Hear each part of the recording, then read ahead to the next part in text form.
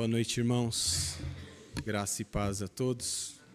Vamos abrir a palavra do nosso Deus no Salmo de número 137.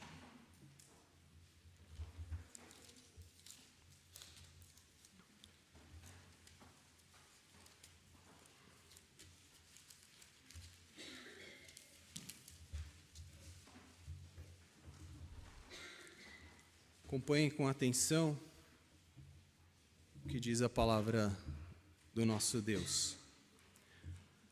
Às margens dos rios da Babilônia, nós nos assentávamos e chorávamos, lembrando-nos de Sião.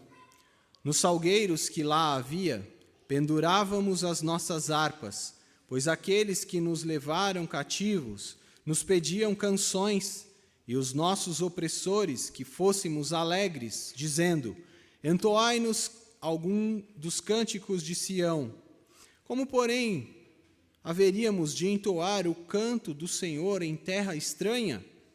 Se eu de ti me esquecer, ó Jerusalém, que se resseque a minha mão direita, apegue-se-me a língua ao paladar, se me não lembrar de ti, se não preferir eu, Jerusalém, a minha maior alegria. Contra os filhos de Edom, lembra-te, Senhor, do dia de Jerusalém, pois diziam: arrasai, arrasai-a até os fundamentos. Filha da Babilônia, que hás de ser destruída, feliz aquele que te der o pago do mal que nos fizeste. Feliz aquele que pegar teus filhos e esmagá-los contra a pedra. Até aqui a leitura da palavra do nosso Deus. Vamos orar pedindo que Deus nos abençoe nesse momento. Senhor nosso Deus, a Tua palavra foi lida e agora nós passaremos a expô-la, a ensiná-la para o Teu povo. Pedimos ao Senhor que dê a clareza do Teu Santo Espírito a cada um de nós, para que possamos entender as verdades da Tua palavra, não somente entendê-las com a nossa mente, mas entendê-las com o nosso coração, não somente compreender o que foi dito, o que foi escrito, mas que a nossa vida, ó Deus, seja uma prática deste salmo, que possamos com ele aprender do Senhor para vivermos as nossas vidas, de maneira que o Teu nome seja honrado e glorificado. É o que nós te pedimos, no nome santo de Jesus Cristo. Amém. Irmãos, pela graça de Deus, nós temos tido o privilégio de trabalhar bastante nos Salmos. Tivemos aí sobre os Salmos, e para aqueles que participam da escola dominical, especialmente na classe de adultos, e tivemos aí um entendimento bem amplo sobre os Salmos, mas infelizmente não conseguimos trabalhar todos os 150. Isso, pela graça de Deus, está acontecendo nas nossas reuniões de oração aos sábados.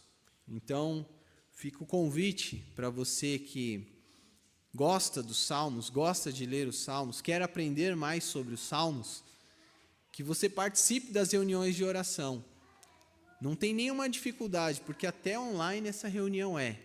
Então, você pode ficar no conforto do seu lar e participar dessa reunião. Nós estamos no Salmo 70, ou seja, você perdeu a metade. Dá para pegar ainda mais a outra metade aí, se você se empenhar. Tá bom? A parte, então, desse convite, vamos olhar um pouco para esse Salmo de número 137.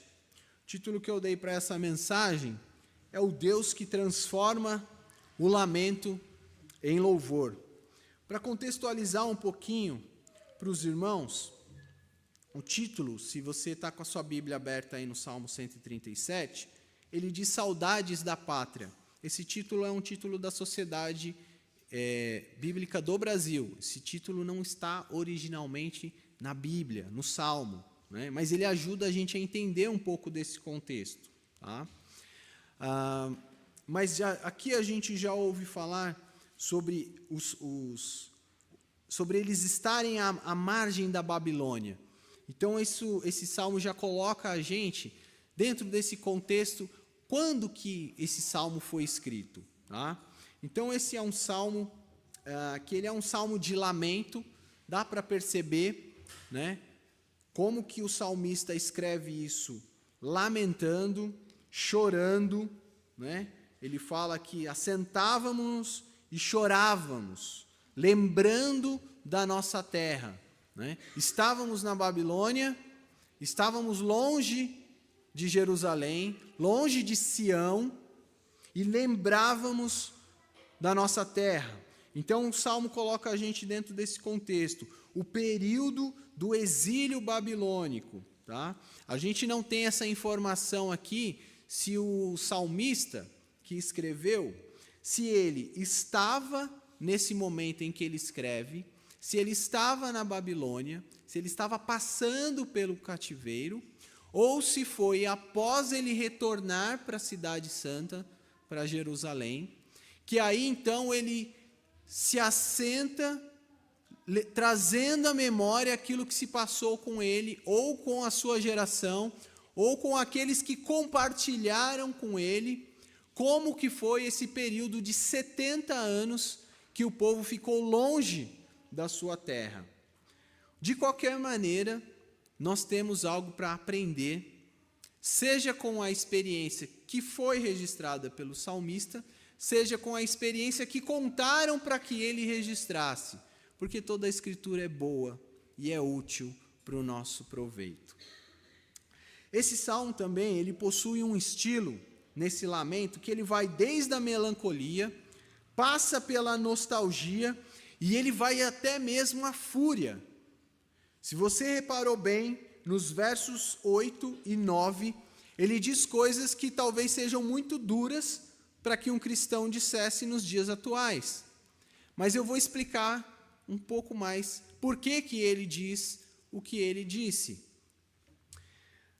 Esse salmo também mostra para nós os extremos emocionais da vida. Mostra para nós o choro e a alegria.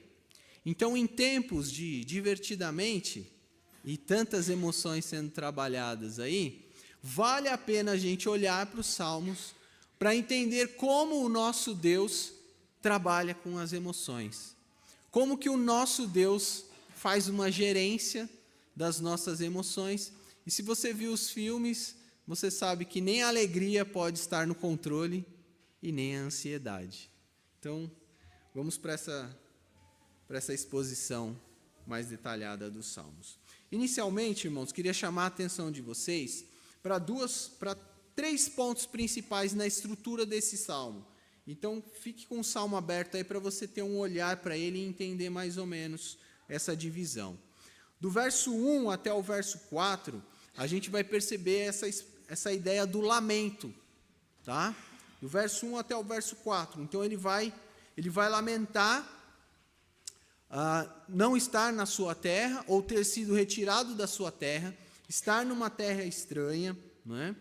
E como que os opressores, os babilônios, opressores do povo de Deus, como que eles sarcasticamente ainda tratavam com o povo, não é? Então, eles estavam num momento triste, num momento de lamento, e o que os opressores pediam? Toque canções alegres, né? E vocês sabem que isso é algo que você não deve pedir para uma pessoa que está triste. Você não pede para ela tocar uma música alegre enquanto ela está triste. Depois do verso 5 e verso 6, a gente vê um juramento. O salmista faz um juramento para que ele não se esqueça de Deus, para que ele não se esqueça da cidade de Deus, e ele faz ainda uma promessa, ele jura, ele faz com que se ele se esquecesse dessa promessa, que ele então pagasse um alto preço por ela. E depois, na última parte do Salmo, a partir do verso 7, a gente vê o quê? A traição dentro da própria família, né? Porque os filhos de Edom são descendentes diretos de Jacó, né? E você vê também essas bem-aventuranças negativas, que foi como eu falei aqui, especialmente no verso 8 e o verso 9. Mas vamos olhar então agora um pouco mais detalhadamente para os versos. Olhe só para o verso 1. Às margens dos rios da Babilônia, nos assentávamos e chorávamos, lembrando-nos de Sião. Aqui, irmãos, a gente precisa entender até um pouquinho da geografia da Babilônia. A Babilônia era muito conhecida por 2 grandes rios, o rio Tigres e o rio Eufrates. Esses rios, eles eram de grande importância e eles contavam com canais que distribuíam a água para o interior do país. Provavelmente, a gente não tem tanta certeza, mas os judeus que foram para lá deportados, eles não foram em colônia de férias, eles não foram passear na Babilônia. Não, eles foram trabalhar como escravos. E provavelmente, pela descrição do salmista aqui, eles estavam trabalhando nessas obras para enviar água para o interior do país. É possível que eles estivessem, então, trabalhando nesse sistema de canais. Então, seja uma lembrança muito forte para eles, né? Ao contar como tinha sido a experiência na Babilônia, né? Eles já saberiam, olha, trabalhamos lá nos principais rios, nós éramos responsáveis por desviar a água para a benfeitoria do povo da Babilônia, né? Aqui também a gente percebe algo interessante que nós precisamos ter em mente. Eu quero que você guarde essa informação. Nós vamos falar sempre de 2 perspectivas ao olhar para esse salmo.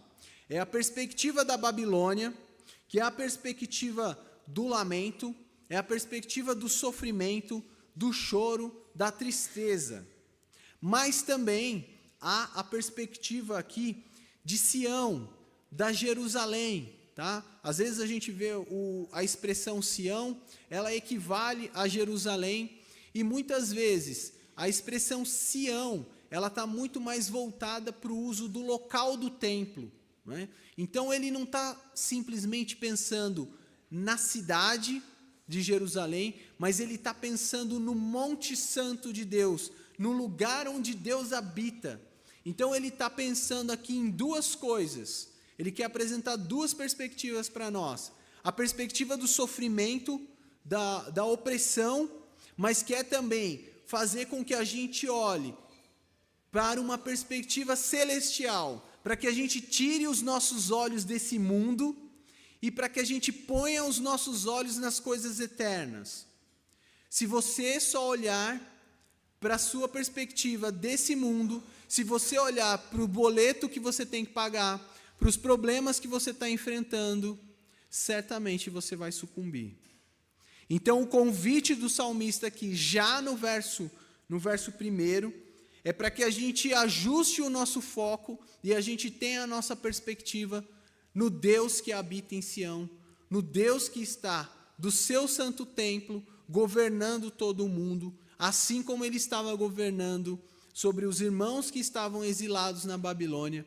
Esse Deus é o Deus que está governando sobre a minha vida, sobre a vida de cada um de vocês. E Ele sabe sobre cada um dos seus problemas, sobre cada uma das suas dificuldades, mas Ele não quer que você mantenha o seu foco neles. Ele quer que você mantenha o seu foco nele. Olhando agora para o verso 2, irmãos, a gente vê o seguinte, que eles tinham que pendurar, né, lá nas árvores, um tipo de árvore, né, chamada salgueiro, muito abundante lá, pendurávamos as nossas harpas, né? Pendurar essas harpas aqui podem ter alguns significados, a gente não tem tanta certeza, mas pode ser que eles estavam escondendo as suas harpas para que não fossem tidos por ociosos, para que eles não fossem confundidos como pessoas que, como eu falei, estavam passando férias na Babilônia, né? Então, pode ser que eles estivessem fazendo isso. Eu vou esconder isso aqui que é de Deus e vou deixar guardadinho, e no momento oportuno eu vou usar, né? Também pode ser porque talvez então em outros momentos, quando a comunidade se reunisse, aí então eles traziam essas harpas para de fato entoar cânticos ao nosso Deus. Mas de fato é uma situação difícil que os nossos irmãos passaram. Eles não há certeza sobre como que era o tipo de liberdade que o povo desfrutava por ser um povo cativo, por ser um povo que estava longe das suas terras, escravo. Então a gente não tem tanta certeza. Como eu falei, eles pedem de maneira sarcástica que eles toquem, né, entoassem cânticos, cânticos que fossem alegres. Como eu mencionei anteriormente, isso revela o tipo de desprezo que os opressores tinham por eles, a zombaria que eles praticavam. É óbvio, então, como eu tinha dito anteriormente, que os exilados não tinham motivo para entoar cânticos alegres. Eles não tinham motivos, porque eles estavam longe da sua terra, eles estavam longe do templo de Deus, eles estavam longe dos seus costumes, então não faria nenhum sentido que eles estivessem cantando de alegria. Também isso demonstra, irmãos, o perigo da falsa alegria com que os opressores tentam nutrir o coração dos irmãos que foram exilados. Tentam produzir neles uma falsa alegria, que é um perigo que nós também, como crentes, hoje corremos. Ao nos depararmos com as boas situações dessa vida, com as boas circunstâncias que Deus pode prover, achar que a alegria da nossa vida está nessas coisas, sobre aquilo que a gente pode desfrutar desse mundo. Então, não que seja pecado aproveitarmos as coisas boas que Deus nos dá, mas colocar o nosso coração demasiadamente nessas coisas, certamente vai fazer com que essa alegria seja falsa, com que seja passageira. E o nosso Deus, Ele nos chama, como nós falamos aqui, para termos uma outra perspectiva. O final do verso 4 fala que eles fazem uma pergunta, na verdade, né? Diante do questionamento sobre se deveriam entoar um cântico ou não, eles questionam, mas como haveríamos de entoar o canto do Senhor em uma terra estranha? A gente não sabe se havia uma ordem expressa para que só se cantasse no ambiente de culto, mas havia uma noção religiosa dentro daquele contexto que o Deus de um país, o Deus de uma região, de uma tribo, de uma nação, ele só se manifestava na região de onde ele era. Então a gente não tem uma noção exata sobre como que era, mas eles pensam que talvez aquele não fosse um momento adequado para cantar ao Senhor, ou pelo menos para que eles não fizessem de maneira leviana, cantar o cântico do Senhor para um público que não está voltado para as coisas de Deus. Não no sentido de aproveitar uma oportunidade de evangelismo, mas se coloque num lugar que talvez fosse o seguinte: alguém menosprezando a sua habilidade de tocar, de cantar para o Senhor, e falasse: canta aí uma música lá da igreja, lá, só para eu ver como é que é. Com menosprezo às coisas de Deus. Então, diante de um convite desse aparentemente bonito, nós deveríamos recusar também. Se a pessoa não vai valorizar aquilo que nós vamos entregar, nós devemos ter sabedoria de não lançar pérolas aos porcos, como o nosso Senhor nos ensina. Mas a gente precisa aprender também, irmãos, que em Cristo não há barreiras territoriais. Se os irmãos daquele contexto não podiam cantar um cântico do Senhor em uma terra estrangeira, em Cristo as barreiras territoriais caíram. E eu quero que você abra a sua Bíblia lá em Apocalipse, capítulo 7. Vamos ler do verso 9 até o verso 13. Apocalipse, capítulo 7, do verso 9 até o verso 13.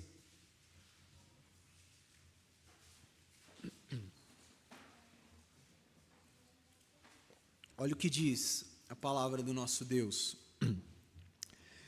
Depois dessas coisas, vi, e eis grande multidão que ninguém podia enumerar, de todas as nações, tribos, povos e línguas, em pé, diante do trono e diante do Cordeiro, vestidos de vestiduras brancas, com palmas nas mãos, e clamavam em grande voz, dizendo: ao nosso Deus, que se assenta no trono, e ao Cordeiro pertence a salvação.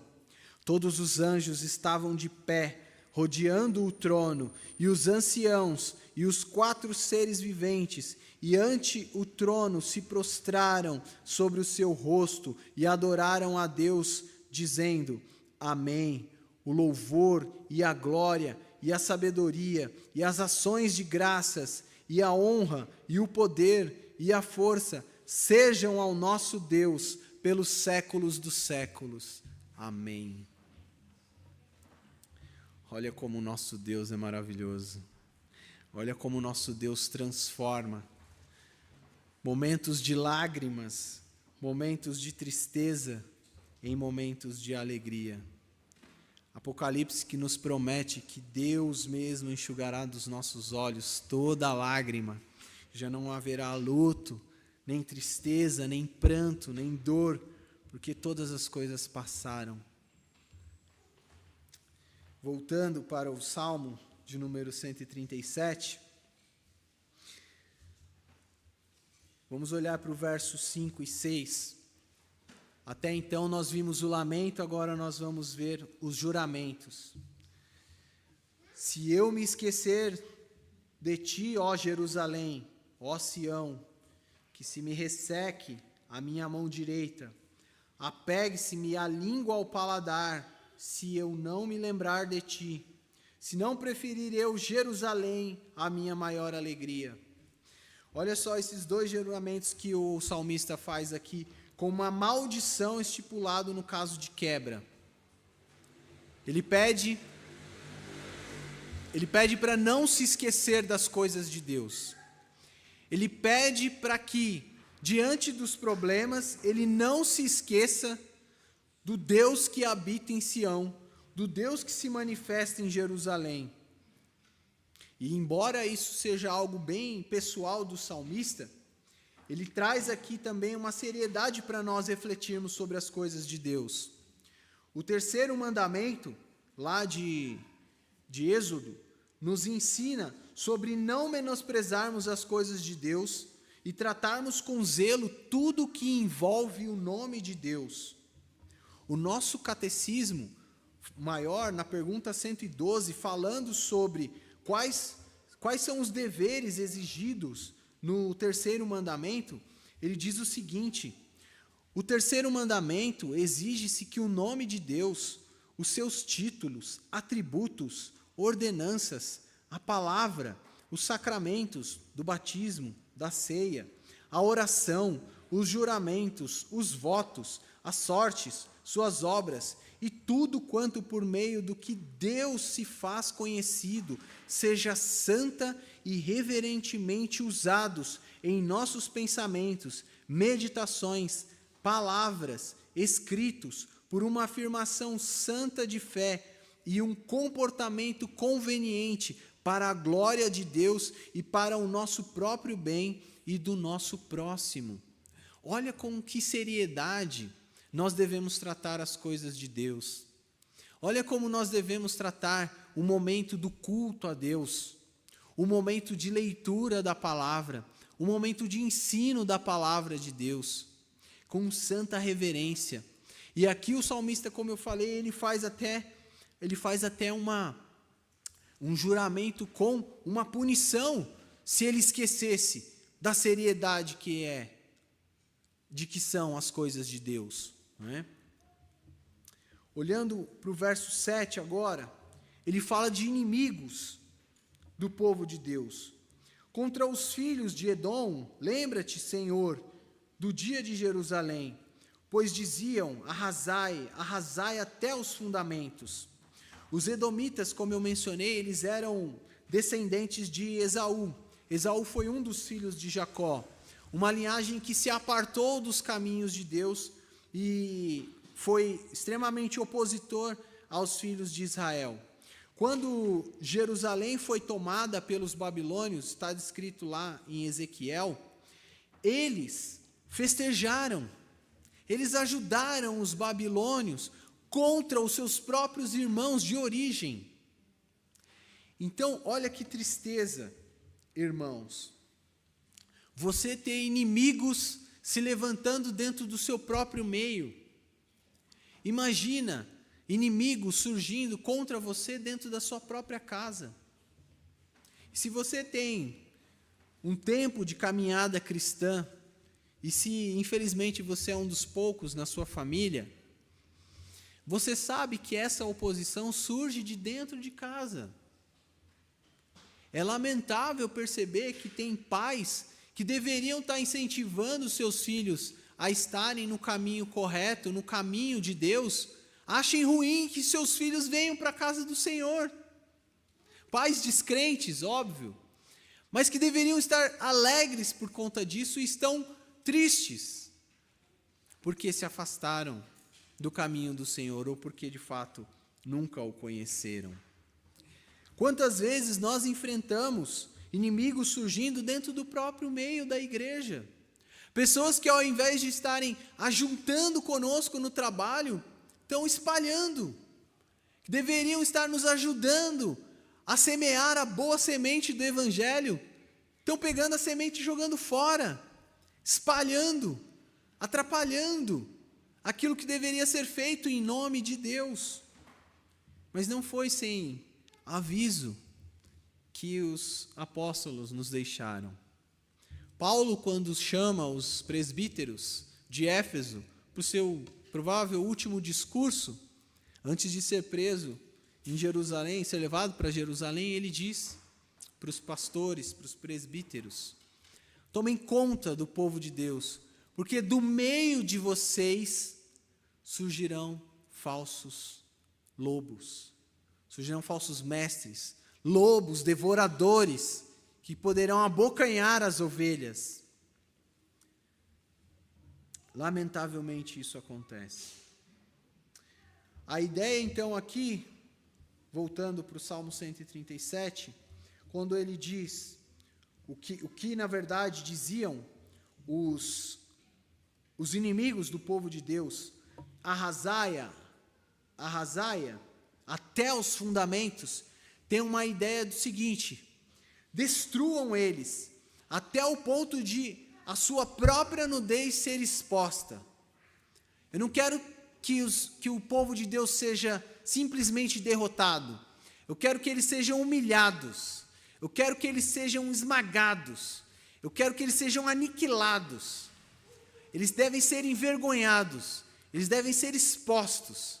Assim, os inimigos do povo de Deus se portavam.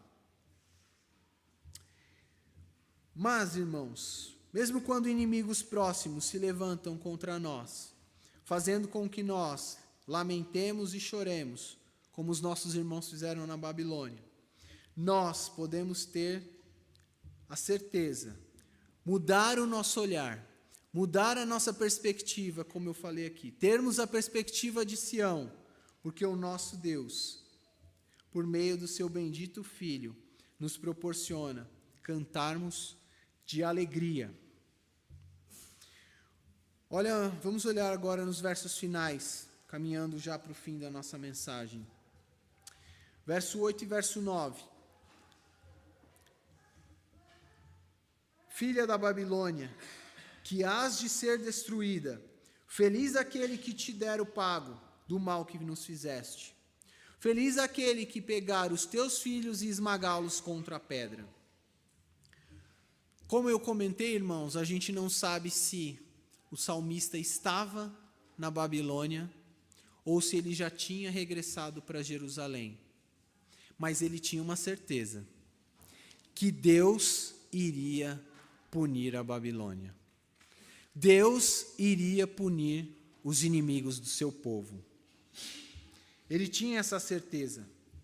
A Babilônia só caiu no ano 539, quando o rei Sírio da Pérsia a conquista. E nem assim ela foi destruída ainda totalmente. Ela foi ser destruída alguns anos depois. Mas a certeza do salmista, a confiança que o salmista tem, é a confiança que eu quero que você tenha ao enfrentar as suas lutas e as suas batalhas. Saber que Deus vai destruir todos os nossos inimigos. E na parte final do verso 9, é uma das partes mais difíceis aqui desse salmo, é quando o próprio salmista evoca a lei do talião, olho por olho, dente por dente, também presente na própria Babilônia. Mas o que o salmista faz é invocar a lei contra eles.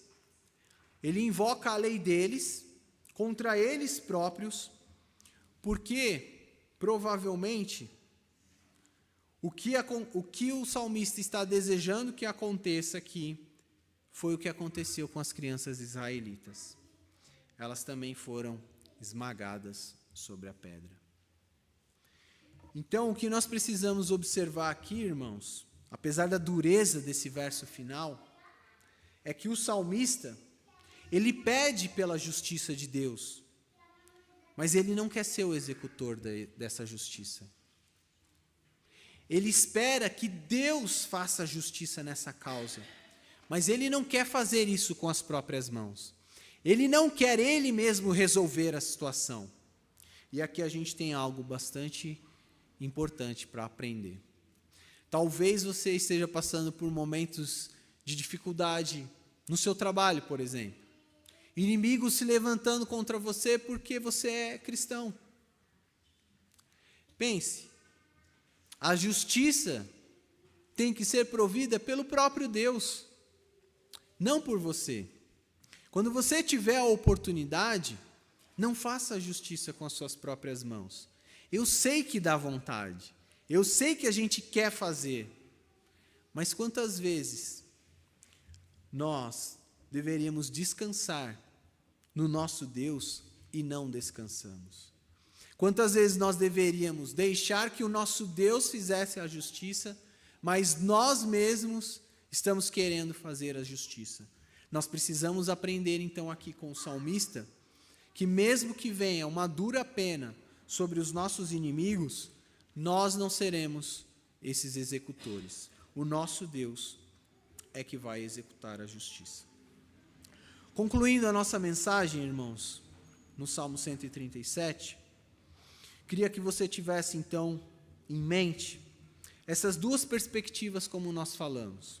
A perspectiva da Babilônia, olhar para as situações onde são situações trágicas, dolorosas, coisas que talvez você tenha passado na sua vida, que você enfrentou, talvez questões que você ainda esteja enfrentando. Lembrar o quanto essas situações produziram choro, lamento. Olhar para essas situações. Mas ter a perspectiva de Sião, que nós falamos aqui. A perspectiva de Jerusalém, que é a perspectiva que ilumina a escuridão da nossa vida, que traz a esperança. Essa perspectiva, ela deve ser baseada no fato de que Deus é fiel, como nós comentamos aqui. O nosso Deus, Ele pode nos socorrer no momento da nossa angústia. no momento do nosso choro, no momento da nossa lágrima, no momento da injustiça que nós estamos passando, o nosso Deus olha por nós. Ele é fiel e Ele cuida de nós. O choro e o lamento, irmãos, dessa vida, não podem ofuscar o que Jesus Cristo fez em favor do seu povo, em favor da sua igreja. Nós devemos ter no nosso coração a mesma certeza que o apóstolo Paulo teve ao dizer na carta aos Romanos, no capítulo 8 e no verso 18. Porque para mim, tenho por certo que os sofrimentos do tempo presente não podem ser comparados com a glória que há de ser revelada em nós. A glória que há de ser revelada em nós. A obra de Jesus Cristo, irmãos, nos prepara para isso. Para que mesmo se tivermos olhando para Babilônia, para momentos de choro, de tristeza, de lamento, o nosso Deus pode transformar tudo isso em um canto de alegria, em um louvor que engrandece o nosso Deus, porque Ele é fiel. Concluindo, coloque suas esperanças no Deus que transforma esse lamento em louvor. Olhe para a Babilônia, chore, lamente pelas lutas, é normal. Faz parte da vida chorar, se entristecer. Mas não esqueça que nós temos que olhar para Sião. Nós temos que olhar para Jerusalém celestial. Não olhar somente para as coisas boas que Deus pode nos dar nessa vida, mas olhar para a nova Jerusalém, que descerá do céu, da parte de Deus, onde nós habitaremos para sempre com o nosso Cristo. Que Deus nos abençoe, que Deus nos ajude